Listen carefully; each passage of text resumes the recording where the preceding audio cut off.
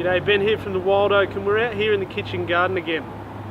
Now, there's not much more important to a chef than produce, and here we are making some. Now, today it's pretty close to cup day, and that's about when we like to plant our tomatoes here in Victoria. Now, the first thing you're going to need if you're planting tomatoes at home is some dirt.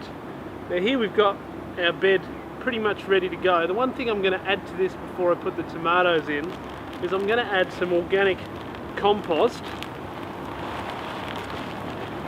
and this is a highly refined compost I buy from a secret source. And then the other thing tomatoes love is a bit of cow poo. Now, if you've got some cows, feel free to follow them around for a while.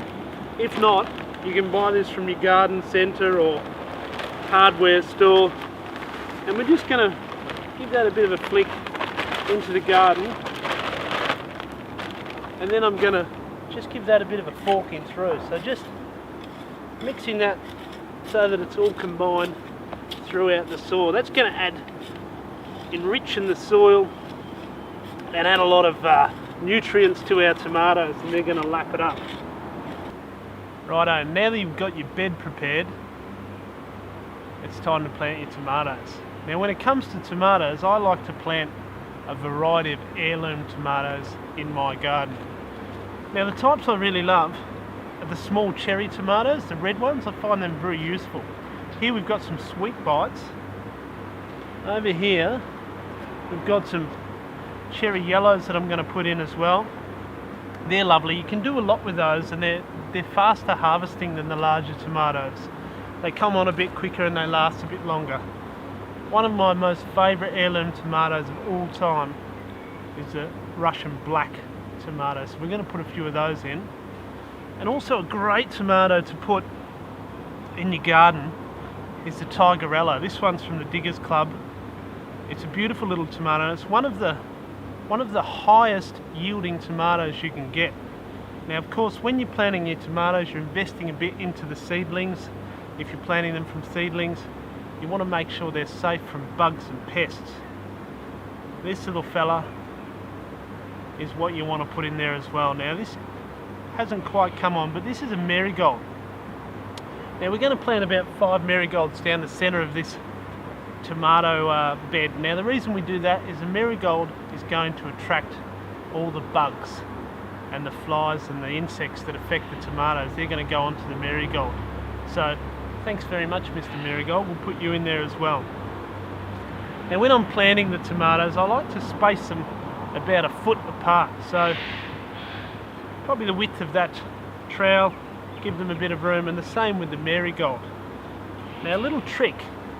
When you're planting your tomatoes that I like to use, that I find gives us great results, is what you do is you get your seedling out of the punnet, and see these bottom 2 leaves, just take those off like so, and when you put it in the ground, bury it so that about 1 centimetre of stalks in there. I don't know why, but when you do this, they tend to be a lot more resilient, particularly if you're planting them a little bit early. So I'll give those roots a little bit of a tickle, pop him in there. I'm just going to pat him in nicely, pop that in there so we know which one it is, and then we'll be away. And once I've got my tomatoes in, the other thing I like to do before they advance too much is I like to give them some support. Now, this here is a stake, very useful in a zombie apocalypse and planting tomatoes. So what we're going to do is we're going to put this in early so that it doesn't disrupt the roots of the tomatoes as they grow out. So you can put some stakes in, tie some string from the top of them. So if you don't want to use the stakes, what you can also do is get 3 bits of bamboo and just tie them off together so that they make a bit of a pyramid. And what this does is it helps support the tomatoes when they grow. So when it grows, it supports the weight of the fruit, so that the fruit doesn't bend over and rot on the ground, and it doesn't break the tomato plant. So make sure you get your stakes in, or get your your tripods in fairly close to when you plant them, so that you don't disrupt the roots, and so that when they start to climb, they can be supported. Alright, get your tomatoes in about cup day, and all the best.